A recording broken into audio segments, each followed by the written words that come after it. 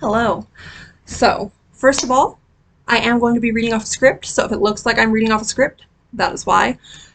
I originally was typing this up as a text post for Tumblr, and then I realized how fucking long it was getting, and I stopped because no one has time to read all of that. Second of all, I just received this fanzine in the mail 5 minutes ago, so 77 Years Zine.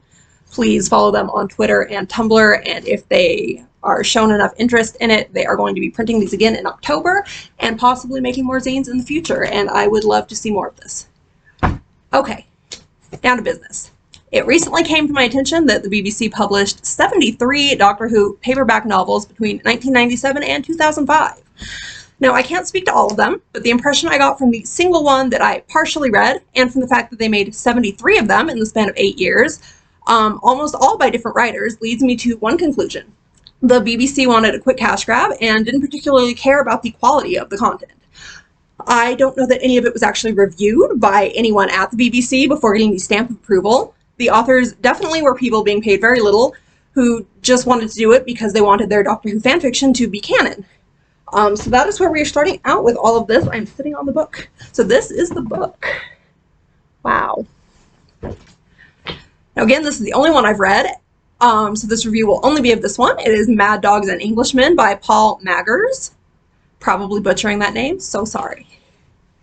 So, I'm not here to slander this man. We have all been ruthlessly horny for the 8th Doctor, which is why I'm making this video. It says on my script, this video.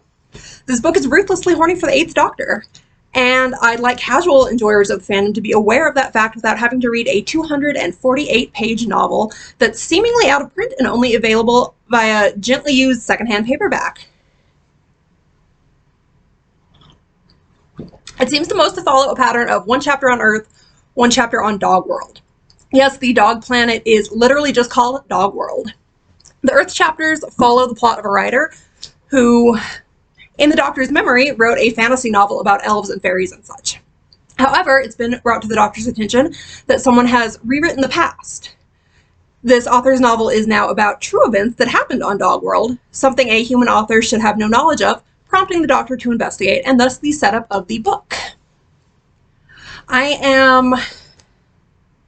Let's see here. I am exactly 75 pages into this book.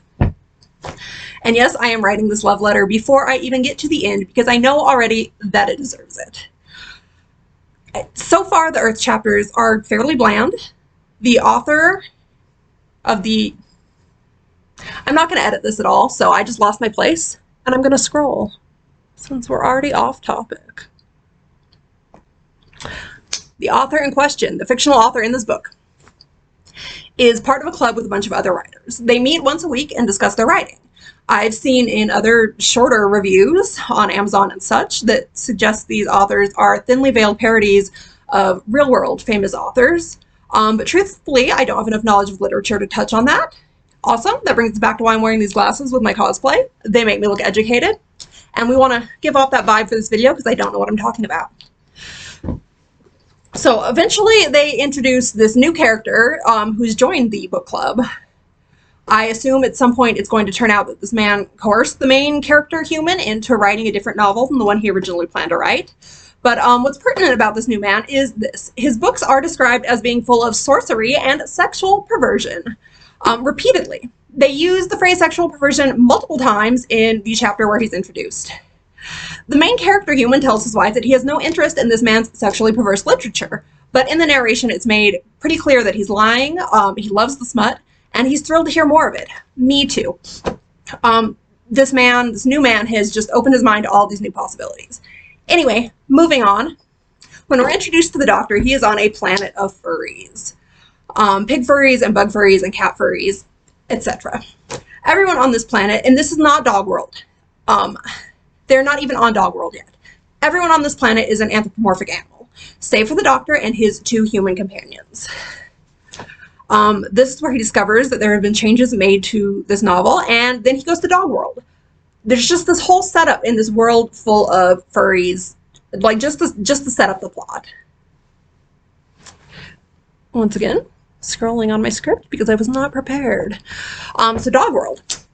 Absolutely astounding. Dog World is a world of brightly colored poodles who have human hands. As you can see,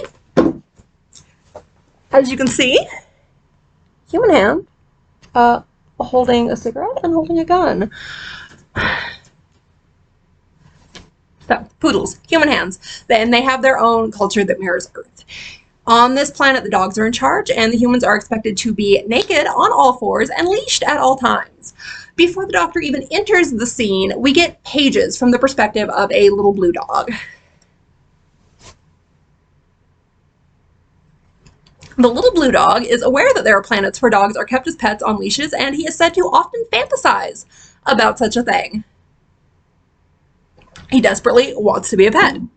He smuggles recordings of movies and TV shows from Earth that show dominant humans with dogs as their pets and sells these recordings on the black market to other Dog World dogs who share his fantasy. It is said in the book that this little blue dog doesn't necessarily enjoy these movies for sexual reasons, but in the same breath acknowledges that a huge percentage of the dogs he's selling the movies to do get off on them sexually. That is addressed. This is a licensed book. Moving on. The doctor is here now. Coincidentally, the princess of Dog World is also paying a visit to this spaceship that the doctor has ended up on. And just like that, the princess of Dog World became my favorite Doctor Who character. I'm obsessed. She is an absolutely ancient poodle. She's so old she uses a walker. They go into detail about how old her human hands look. And from the second she's introduced, she pulls out a cigarette and a lighter and just begins chain smoking. Every time she's on screen, on the page, she is smoking, and they're describing her smoking. I'm not sure what's going on with that.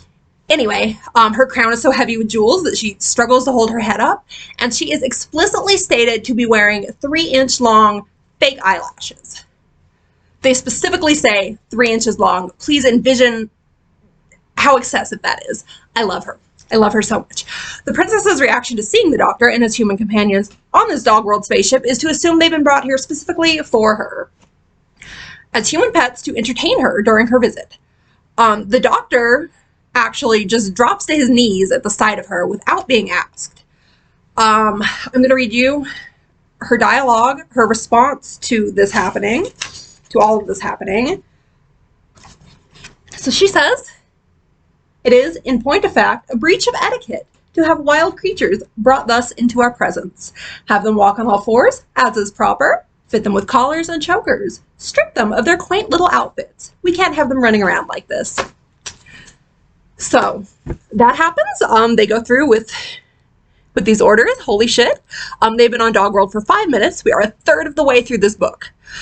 In the next few pages, the princess takes a liking to the doctor. She brags about how he specifically is her pet and her favorite of the three. She talks about how he's the cutest and friendliest of the pets.